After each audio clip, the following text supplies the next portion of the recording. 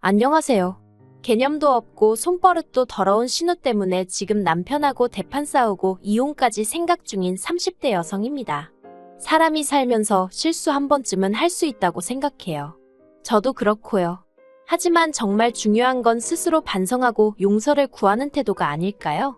그런데 저희 신우는 끝까지 남 탓하기에만 급급하고 자기 잘못은 곧 죽어도 인정하려고 하질 않네요. 그래서 이번에 제대로 참교육 좀 시켜주려니까 남편이 그래도 지 핏줄이라고 아주 난리를 쳐요. 어린애도 아닌데 말로 잘 타이르면 되는 거 아니냐면서요. 어휴, 도무지 말이 통해야 말이죠. 아무튼 너무 답답해서 여기다 한번 속풀이 좀 하고 가려고 왔네요. 남편하고는 대학 동기의 소개로 만났어요. 저는 공대를 나왔는데 이렇게 얘기하면 사람들이 제가 연애를 꽤나 해봤을 거라고 생각하더라고요. 아무래도 주변 친구들이 다 남자들이다 보니 그렇게들 오해하는 것 같아요. 그런데 사실은 오히려 그렇다 보니 연애할 기회가 많이 없었죠. 별의별 꼴을 보다 보니 이성으로 안 느껴졌다고 할까요? 아무튼 그래서 대학교 다닐 땐 연애 딱 한 번 해보고 사회생활하면서는 연애를 해본 적이 없어요. 워낙 일 욕심이 많기도 했고 제가 종사하는 분야가 또 남자들이 많다 보니 그 사이에서 살아남으려고 치열하게 살았거든요. 그러다 28에서야 동기 중 한 명이 도무지 못 봐주겠다며 소개팅을 주선해 주었는데 그게 바로 지금의 남편이에요. 책 읽기를 좋아하고 집에서 혼자 시간 보내기를 좋아하는 남편은 저와는 달리 성격이 세심하고 조금은 예민한 사람입니다. 정도 많고요. 그래서 솔직히 첫 만남엔 저랑은 잘 맞지 않겠다 싶었거든요. 그런데 이게 웬걸요. 두 번, 세 번 만남이 거듭될수록 제가 갖고 있지 않은 남편의 장점들이 눈에 들어왔고 또 그게 좋아 보이대요. 나중에 듣자 하니 남편도 저와 마찬가지로 제 털털하고 무던한 성격이 좋았다나요. 아무튼 그래서 저희는 얼마 지나지 않아 연인 사이가 되었고 2년여의 연애 끝에 결혼까지 하게 되었죠.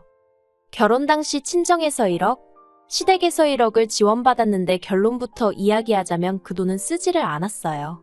2억 가지고 구할 수 있는 집이 마땅찮아서 대출을 받아야 되는 상황이었는데 시댁에서 대출을 왜 받냐면서 저기 어디 언덕배기에 있는 집들은 1억 가지고도 너끈하다며 눈을 낮추라는 둥, 요새 젊은 애들은 고생을 안 하려고 한다는 둥 엄청나게 반대를 하셨거든요. 게다가 주신 1억을 가지고 이게 나중에 증여세가 어쩌고 하시면서 그걸로도 엄청나게 잔소리를 하셨고요. 그러자 보다 못한 친정어머니가 원래 가지고 계시던 아파트를 저에게 주시겠다 하셨습니다. 어차피 재개발 기다리면서 전세를 놓고 있던 아파트인데 재개발 들어가면 아파트 값은 더 오를 거고 그리고 이후에 증여해주면 그것도 그것대로 골치가 아프다면서 그냥 지금 받아가라 하신 거죠. 그리고 제 입장에서야 막말로 요새 30대들이 돈 벌어서 서울에 있는 아파트 사기가 어디 쉬운 일인가요? 그저 감사한 마음으로 받겠다 했습니다. 그리고 당연히 친정어머니가 처음에 주셨던 1억은 돌려드렸어요. 남편이 시댁에서 받아온 1억 중 일부로는 아파트 리모델링을 진행했고요. 그리고 그 밖에 혼수의 가정가구에 들어가는 돈도 남편이 시댁에서 가져온 돈으로 해결했습니다. 그러고 나니까 5천만 원 좀 안 되게 남더라고요.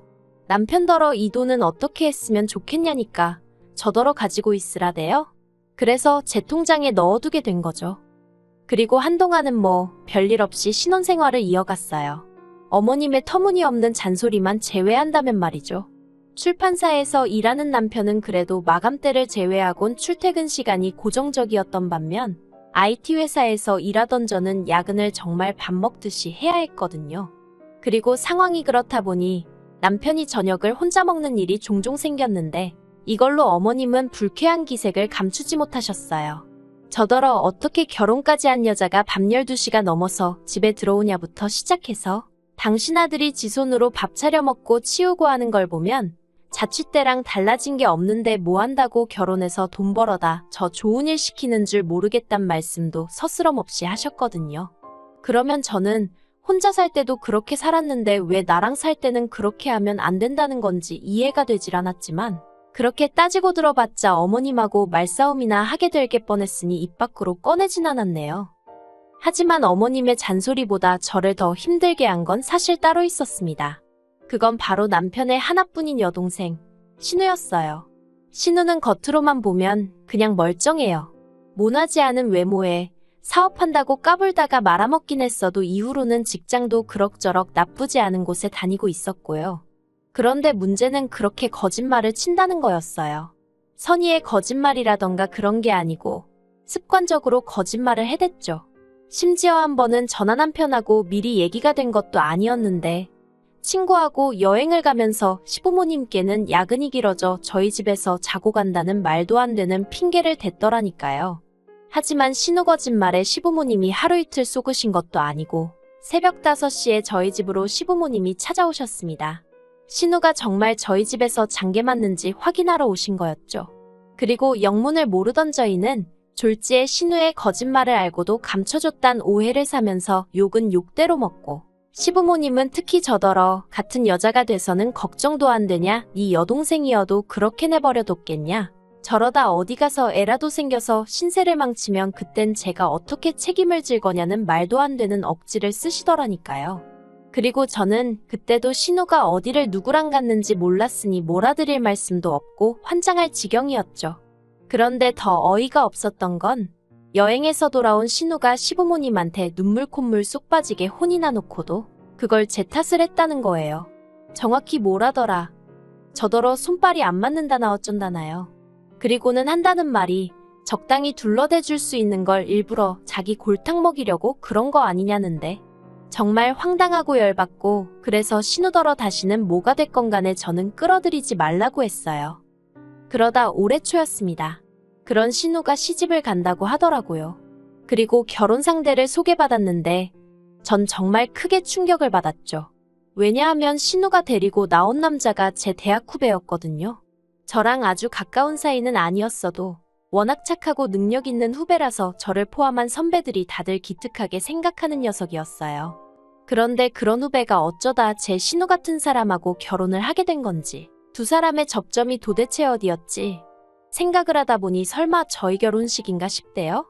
사실 저희 결혼식 때 신우가 정말 시쳇말로 빡세게 꾸미고 오긴 했어요. 그리고 그때 저는 어디다 말은 안 했지만 특히 제 하객 대부분이 젊은 남자들이고 신우도 그걸 어느 정도 예상을 했을 테니 저렇게나 신경을 쓰고 왔나 보구나 싶었거든요. 그런데 아니나 다를까 그때 결혼식에서 신우가 제 후배한테 먼저 반했고 이후로 제 블로그를 통해서 후배 연락처를 알아냈다고요.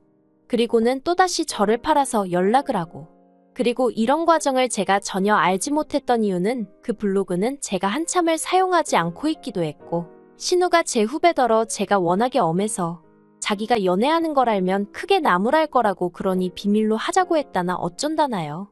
아무튼 뭐 젊은 남녀들이서 서로 좋아 만나게 되었다는데 거기다 대고 왜 나를 팔았냐 어쨌냐 하고 따지고 들기도 뭐하고 그래서 축하한다는 말 말고는 아무 말도 안 했습니다. 그런데 그 일이 있고 나서 며칠 뒤 이제 신우 결혼에 대해서 상의도 하고 그러자며 어머님이 가족 모임을 주선하셨고 그렇게 온 가족이 모이게 되었어요. 그리고 잠깐 어머님이 자리를 비우신 사이에 신우가 저희 남편더러 오빠는 결혼할 때 얼마나 받았어? 하고 묻더라고요. 그러자 남편이 1억인가 하는데 저는 순간 아차 싶었습니다. 신우의 눈빛이 확 변하는 게 보였거든요. 그리고는 곧이어 어머님이 돌아오셨는데 신우가 어머님더러 왜 오빠는 1억이고 나는 3천이야 하는 거예요. 그러자 어머님이 남편과 저를 번갈아가며 쏘아보셨고 저희야 뭐 할 말이 없으니 가만히 있었죠. 솔직히 저희가 잘못한 것도 아니었는데 말이에요.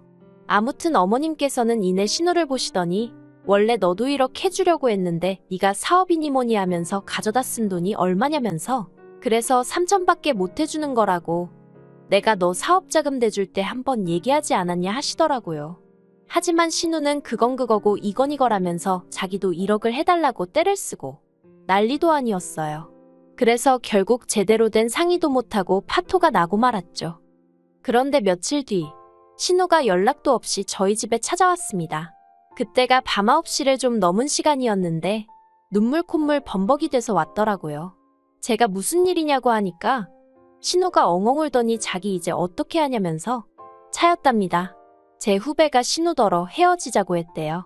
그래서 이유가 뭐냐니까 신우가 또 훌쩍훌쩍 울면서 하는 말이 자기가 결혼자금 문제로 너무너무 속상해서 친구들이랑 술을 좀 마셨는데 그걸 후배가 알고서는 헤어지자고 했다는 거예요. 솔직히 납득이 안 됐습니다. 후배도 사회생활을 하는데 설마 술 좀 마셨다고 헤어지자고 했겠나 싶어서요. 그래서 정말 그 이유 때문에 차였냐니까 신우가 멈칫하더니 자기가 솔직히 말할 테니 저더러 도와줘야 한다대요. 그래서 일단 말해보라니까 사실은 후배랑 약속을 했었답니다. 다른 건 다 좋은데 늦게까지 술 먹는 거랑 거짓말하는 것만 하지 않기로요. 사실 저희 신우가 술도 워낙에 좋아해서 마셨다 하면 새벽 3시, 4시까지 마시는 일이 다반사다 보니 아무래도 결혼 상대 입장에선 걱정이 될 수밖에 없었겠죠. 게다가 거짓말 문제야 뭐. 이 세상에 거짓말하는 사람을 좋아하는 사람이 누가 있겠어요? 아무튼 신우도 알겠다고 했고 그리고 신우 말로는 여지껏 잘 지켜왔었는데 결혼 자금 문제로 너무 속상해서 술을 안 먹고는 못 배기겠더래요. 그런데 불러낼 사람이 마땅치 않아서 전 남자친구랑 만나서 마셨는데 그걸 차마 후배한테 말할 수가 없어서 아는 언니 집에서 영화 보고 그런다며 거짓말을 했고 그런데 뭐 한마디로 걸린 거죠. 그리고 후배 입장에선 그렇게 치밀하게 거짓말을 하고 전 남자친구랑 새벽까지 술을 마셨다는 걸 용서할 수 없다고 하더랍니다. 그리고 솔직히 듣는 내내 차일만 했다는 생각밖에 안 들던걸요. 아무튼 뭐 제가 도와줄 만한 상황이 아닌 건 확실했어요. 그래서 신우더러 미안하지만 내가 어떻게 해줄 일이 아닌 것 같다 했습니다. 두 사람의 신뢰 문제인데 그걸 내가 어떻게 해결해 주겠냐고. 그랬더니 신우가 한숨을 푹 내쉬더니 언니가 그럴 줄은 몰랐다면서 실망이네 어쩌네 하더니 그럼 하룻밤 재워주기나 하라나요. 그래서 알겠다 하고 자고 가라고 했어요. 그리고 그 일이 있고 한 달쯤 지났을 때였습니다. 그 사이 신우는 결국 파혼을 당했고 신우의 파혼을 방관했다는 이유로 저는 시부모님한테 말 그대로 역적이 되어 있는 상황이었죠. 그래서 스트레스가 정말 이만저만이 아니었네요. 그런데 그러던 어느 날 하루는 은행에 볼 일이 있어 갔는데 제 통장 잔고가 안 맞더라고요. 어이가 없었죠. 남편이 결혼할 때 가지고 온 돈 중 쓰고 남은 돈을 넣어놓은 이후로 손도 안 대던 통장이었으니까요. 이게 무슨 일인가 놀라서 통장 정리를 해보니 지난 한 달 동안 편의점부터 시작해서 명품관까지 체크카드로 자그만치 630만 원이 결제되어 있었습니다. 그래서 은행 직원한테 이게 다 뭔지 모르겠다. 나는 결제가 되었다는 문자를 받은 적도 없다 하니까 연락처 하나를 확인해 주는데 앞불싸 제가 예전에 쓰던 번호더라고요. 그래서 전혀 모르고 있었던 거죠. 경찰에 신고를 해야 하나? 어떻게 해야 하나 신고를 하면 잡을 수는 있는 건가? 전혀 눈치채지 못하고 있던 제 자신을 탓하기 시작하면서 남편에겐 어떻게 말을 해야 할지 여러 가지로 속상하고 갑갑하고 스스로 안심하고 정말 죽을 맛이었어요. 그리고는 집으로 돌아오니 남편이 제 얼굴을 보고는 무슨 일이라도 있냐고 묻길래 잠깐 고민하다 결국 솔직히 털어놓았습니다. 가지고 다닌 적도 없는 카드인데 이렇게 빠져나가고 있는 줄 몰랐다고. 속상하다고요. 그러자 남편도 황당해하면서 저더러 안 들고 다닌 거 확실하냐고 묻대요. 그리고는 한번 어디서 썼는지 보자고 하는데 그렇게 둘이 한참을 들여다보다 보니까 계속해서 낯익은 지역이 눈에 띄더라고요. 제가 남편더러 여기 왜 이렇게 익숙하지 하니까 남편도 그렇다고. 그러다 불현듯 떠오른 게 바로 신우 직장이 있는 동네였어요. 그리고 그제서야 설마 싶은 생각이 들고 시기상으로 신우가 저희 집에서 자고 간 무렵부터 카드가 쓰였거든요. 그래서 저는 혹시 설마 싶은 마음으로 신우에게 카드가 분실되어 경찰에 신고할 거라는 이야기를 흘렸습니다. 신우 반응을 한번 보려는 생각이었죠. 그리고 혹시나가 역시나라고 신우가 제 예상보다 더 화들짝 놀라더라고요.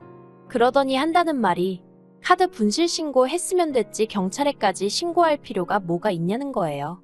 제가 실수로 잃어버렸을 수도 있는데 경찰들 귀찮게 하지 말라면서요. 그리고 그런 신우의 반응에 저는 묘하게 확신이 생겨서 아니라고 이건 분명히 누가 훔쳐간 거라고 어떻게든 찾아내서 그 얼굴을 한번 봐야겠다 했습니다. 그러자 신우가 안절부절 못하더니 결국 한다는 말이 그거 내가 썼어요 그러는 거예요. 어이가 없었죠. 그래서 제가 신우더러 뒷얘기는 시부모님 계신 자리에서 하자 했습니다. 그러니까 신우가 안 된다고 아버님이 아시면 자기 죽는다고 진짜 안 된다고 또 울고불고 난리대요. 하지만 거짓말하는 것도 부족해 도둑질까지 하다니 이참에 이놈의 버르장머리를 확실히 뜯어 고쳐줘야겠단 생각뿐이었거든요. 그래서 사정해도 소용없다. 주말에 시댁에서 보자 했죠. 그리고 주말 아침 시댁에 갈 차비를 하는데 남편이 꼭 이렇게까지 해야겠냐면서 신우도 뭔가 사정이 있으니 그러지 않았겠냐고 저더러 너무 사람을 궁지로 모는 거 아니냐입니다. 편들게 따로 있지. 어이가 없어서 남편더러 그러니까 신우가 오늘날 저 모양 저 꼴 아니겠냐고 쏘아붙였어요. 그리고는 따라오든 말든 마음대로 하라고. 나는 시댁에 갈 거라고 했죠. 그랬더니 남편도 말 그대로 죽상을 하고 따라 나서긴 하대요. 그렇게 시댁에 도착했고 이미 신우에게 상황을 들으신 건지 어머님은 저더러 기어이 왔냐며 독하네 어쩌네 야단이셨습니다. 반면 아버님은 모처럼 아들내외가 왔다고 좋아하시대요. 그리고 전 그런 아버님께 이야기를 꺼내기가 쉽진 않았지만 신우가 한 짓거리를 낱낱이 고했습니다. 그런데 그래도 저는 아버님은 어머님에 비해서는 비교적 이성적이시고 객관적이시라고 생각했거든요. 하지만 그건 제 착각에 불과했습니다. 아버님께서는 결혼 지참 금액이만 잘 둘러댔어도 신우가 그렇게 술을 마셨을 리가 없으니 어떻게 보면 신우가 파혼을 하게 된 것도 제 탓이나 마찬가지라며 신우 입장에서 얼마나 억울하고 속상했으면 그런 짓을 했겠냐고 저더러 이번 한 번은 그냥 넘어가라시대요. 그리고 그 돈 630은 신우가 입은 피해에 비하면 턱없이 적은 돈이니까 아까워하지도 말라면서요. 어이가 없었죠. 그리고 그제서야 이 집 구석 그 누구도 멀쩡한 인간이 없다는 생각이 들면서 대화는 말이 통하는 사람들하고 하는 거지 싶은 거예요. 그래서 아버님더러 잘 알겠다고 말씀드리고는 그럼 뭐 방법이 없지 않냐고 법대로 하겠다 했습니다. 절도죄로 경찰서에 신고하고 신우랑 법적으로 시시비비 한번 가려보겠다고요. 그리고 정말 신우가 파혼을 당한 게 저 때문이라 생각하시면 고소하시라 했습니다. 한번 세상 상식이 누구 편을 드는지 따져보자고 했죠. 그리고 저는 한 입으로 두 말하는 사람이 아니거든요. 시댁에서 나오기가 무섭게 경찰서로 향해 신우를 신고했습니다. 절도죄든 사기죄든 합의는 없을 거니 무조건 잡아달라고 했어요. 그리고 신우에게 마지막 남은 가족의 정을 빌어 신고했으니까 변호사를 구하든 뭐라든 알아서 잘 대비하라고 문자 하나 보내줬습니다. 제가 베풀 수 있는 마지막 잡이었죠. 그러자 신우가 또 전화를 해대고 문자로 살려달라는 둥 자기가 어떻게 돼도 좋냐는 둥 헛소리를 보내놓대요. 개뿔 신경 하나도 안 쓰이거든요. 그리고 이 일로 남편은 남편대로 저란 여자가 아주 독종인 걸 알게 되었다며 자기 여동생이 정말 법적으로 처벌이라도 받게 되면 이대로는 못 넘어가네 어쩌네 이혼을 한 해 만에. 그래서 그까짓 이혼 하자고 했어요. 참나 지랑 이혼하는 게 뭐 얼마나 겁나는 일인 줄 알고 그런 걸로 협박을 하는 건지. 정말 웃기는 집구석인 거 맞죠?